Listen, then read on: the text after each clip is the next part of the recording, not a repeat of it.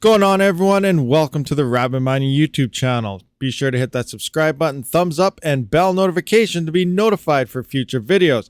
Now, let's just get right into this. Ethereum core devs had a meeting this morning. I got some clips to play you guys. Then we're going to kind of talk about it as the clips go through. But you know what? Here we go. This is some very interesting stuff about the difficulty bomb, which has already gone off. That's not extended. So what does this mean? Is the merge imminent? There's a good chance it could be, but there's still the chance it could be delayed. So let's look at this and, let me know in the comments as you're watching this what you guys think. That makes sense. One thing I'll also share from discussions at DevConnect is, we had some chats about like the difficulty bomb and like when should we actually make a call about pushing it back or not.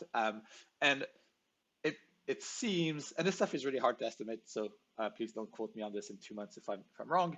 But it seems like we can probably get to like late May, June-ish before we really feel the impacts of it, and then from that point, in the past we've managed to like ship difficulty bomb upgrades in a few weeks when needed. So my feeling from talking with like different client teams in Amsterdam was like it seems like it would be better to like wait, try to say, move forward and move to the test nets and start running through them without necessarily doing anything about the bomb. And then if we get to like late May, June, so like 2-3 calls from now, and we see that like we're not moving forward on the test nets either because we found some issues or things are slower than expected, we can coordinate a bomb pushback pretty quickly then, but not basically not even thinking about it and being able to move a bit quicker in the short run would be better. Does anyone like strongly oppose that?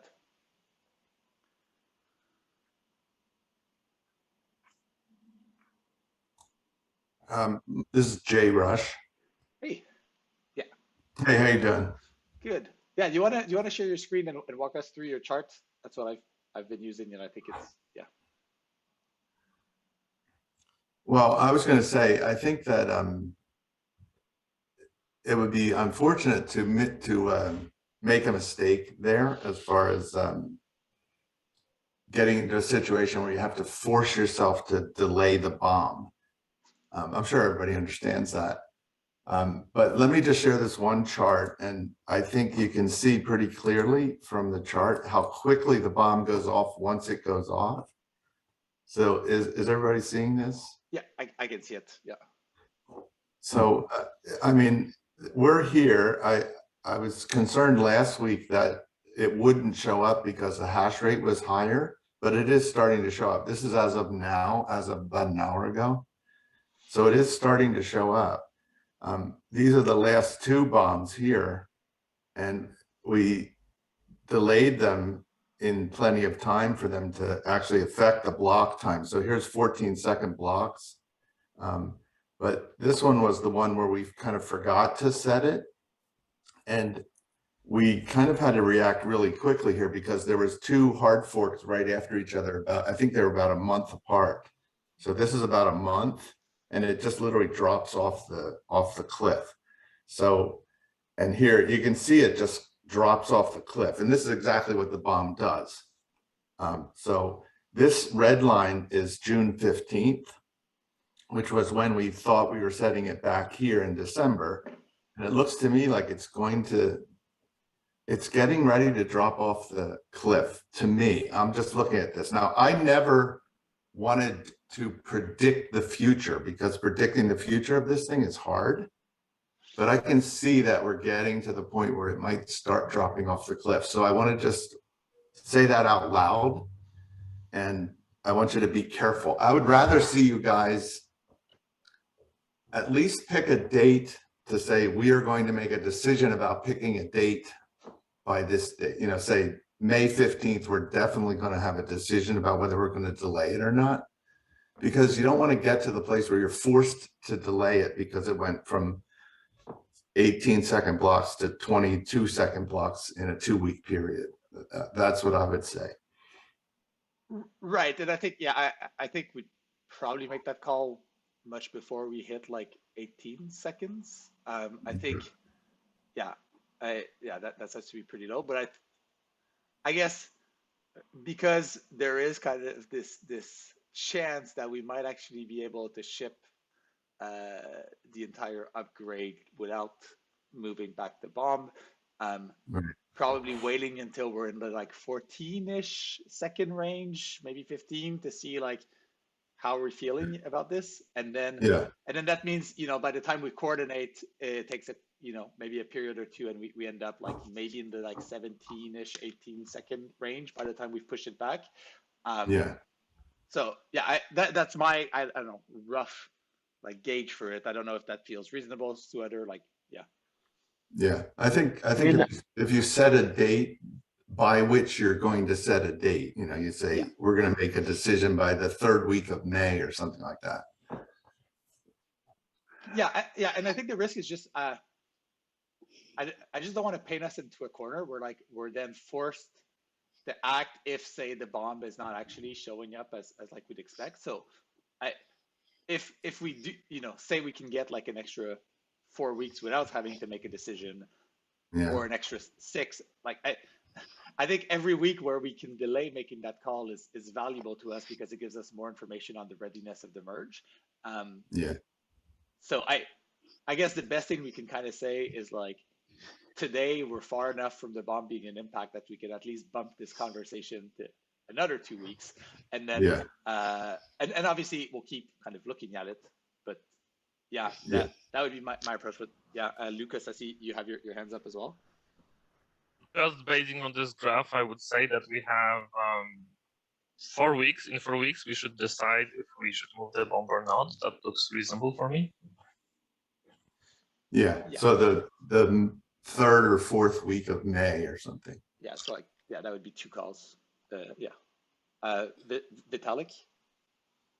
Yeah, I mean, I think the difficulty bomb is not a chaotic system, right? Like you can analyze it mathematically. There are scripts that have predicted it pretty accurately, and like we do know how it progresses, right? It's like every 100,000 blocks, the difference the discrepancy between the actual block time and the ideal block time doubles.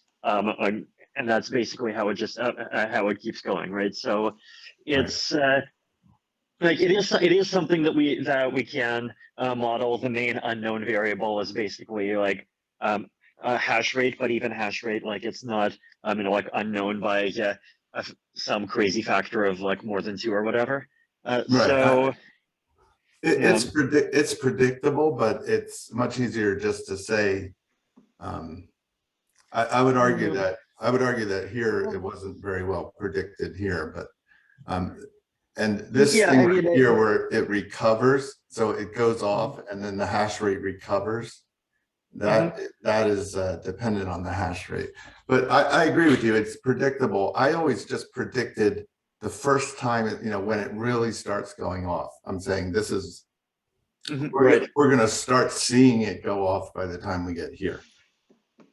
Yeah, I mean, basically, like when it breaks 15, then it's you know, pretty clear that it's 100,000 blocks away from breaking 17, and another 100,000 away from breaking 21, and so forth. That's right. Yeah, that's right. Yeah, that's right. Yeah, so it's like there's like it is a kind of multivariable problem, because like, you know, we have to evaluate, you know, the pain of doing an extra delay hard fork versus the pain of like living with 21 or 25 second blocks for a while, which is you know, something that we have done, and the world didn't end. So right. And I even said to Danny Ryan that you should let it get long, just to let the world understand that these things can get, you know, who has the right to push the change to the code, you know, you want to make that right. You know, ultimately, like, this is the last time that the block time is going to be anything other than 12 seconds. So yeah, I'm just you know, highlighting that kind of these trade-offs exist. There's like scripts that can help us actually like measure exactly what the trade-off is. But yeah, I mean, like, I definitely agree with you, and like, no need to make a decision now sort of position. Right. Mika, I think you're next. So we could, instead of trying to project forward, why don't we just pick a block time that we consider unreasonable, and then, as Vitalik mentioned, we can calculate backwards when we would need to have a, if we know that it's going to take us 3 weeks to get a release out, and we know we definitely don't want 30 seconds, then we can calculate at any given point in time what is 3 weeks before 30 seconds. I think it's hard. Instead of trying to calculate forward. I think that's hard because what block time we're willing to tolerate probably increases as we get closer to the merge. So we might, like we wouldn't. So you're saying tolerate, that's not a fixed variable, right? Like I at least for me, maybe like others disagree, but for me it's like, if we had 20-second block times today, I would consider that intolerable. If we have 30-second block times, but then we can ship the merge 2 weeks later, then like that's maybe worth it. I'm not convinced, but it's like, yeah, once we can tolerate, the thing goes up as we get closer to the merge. I see. Okay, yeah, that's fair. So 2 things. One thing, we can have this unpredictability, enhanced unpredictability based on hash rate leaving. So I expect the close to the merge hash rate would be going down, because people would just sell their hardware before anyone else, like before others. And the second thing, I would really like Ethereum to be considered a reliable network, and something that goes from 14 seconds to like 20, 25 second blocks or whatever. So I would really like the decision to be, we can make it as late as possible, but not before, not after we are seeing time increases, but before that. So I would prefer doing that. And third thing, moving difficulty pump is like easiest hard fork ever. So I don't think it will take a lot of effort from pushing the merge to move difficulty pump. It's a very easy thing to do. So those 3 points for me. On the first one, yeah. How quickly does the difficulty algorithm readjust the falling hash rate, basically? I think like basically like close to immediately, right? Because of the it can adjust by, I think it's like a factor of E in 1024 blocks, either 1024 or 2048 or something like that. So it does adjust very quickly. Yeah, it's not like the Bitcoin adjustment times. Right. So that means even if the hash rate goes down, it doesn't make the bomb worse, because then overall difficulty for the network goes down. Well, no, it's like if the hash rate goes down by a factor of 2, then we basically lose one whole period until we get the same block time.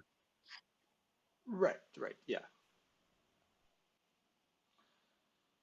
Yeah. But that's by a factor of 2 in like a 2-week period, basically.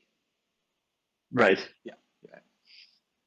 I mean, if people wants to open betting pools on how much hash rate will drop before the merge, I mean, I'm definitely betting that it will drop by less than a factor of 2, probably significantly less.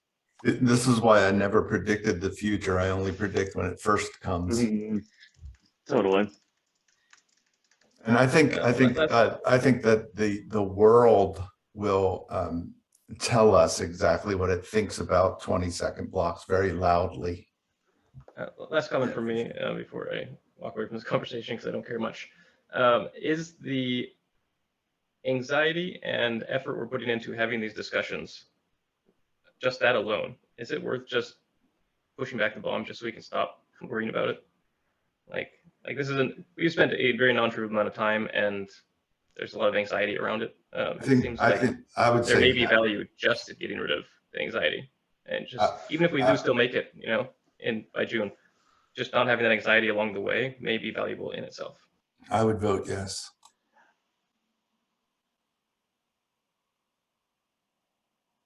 I probably would too.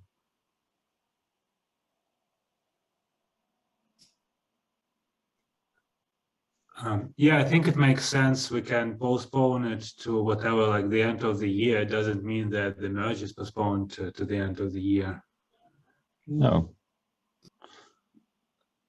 No, it doesn't. But the thing is, with as Marek said, it's trivial for us to make these hard forks, such an hard fork, postpone the bomb. But it's not trivial for people to I mean, the whole coordinating the update. But it might be easier if we just early on do plan for bomb update and not let it affect the merge at all, or at as little as possible. Okay, guys, so there you have it. What are your thoughts on this whole situation that's going on? One, they're kind of all over the place. I don't think they really know what's going on. They still have optimism for this to happen around June or July. At the same time, you know, they're saying just push it to the end of the year, and if we're ready beforehand, great, we can just release the merge. But at the same time, it's also looking like they don't really care as how long the block time actually is, as long as it stays within 30 seconds. So as long as it's shorter than 30 seconds, they seem to be okay. They just expect, like we saw previously, the difficulty bomb kind of fixes itself based on miners pulling off the network, because it does become less profitable. The blocks are getting longer and longer to find. People leave the network because other coins are a lot more profitable at that point. So they're also calculating these factors into it as well. So you know what? What are your guys' thoughts? This is very interesting. How much longer do we have to the merge? I still think it's going to be delayed probably till at least the end of the year, maybe early next year. I have no idea, but there's still the potential that it could happen around July-ish. So I don't know, guys. Very crazy, very turmoil, interesting times for GPUs, for Ethereum, all these different factors coming into play. Let me know what you guys think, guys. Let me know in the comments right now. Pause the video. Hit whatever button you got to hit. Hit that like button. Hit the subscribe button. I will keep you up to date as the situation unfolds. Until next time, Rabid out. Thank you for watching my video. And if you haven't seen one of these, be sure to check them out. And if you already seen them, maybe you missed something, might have to watch it one more time. And if you just let it play in the background, that's all right as well. I do try to live stream every weekend as well as every couple days during the week. So be sure to be subscribed so you don't miss that. As always, have a great day.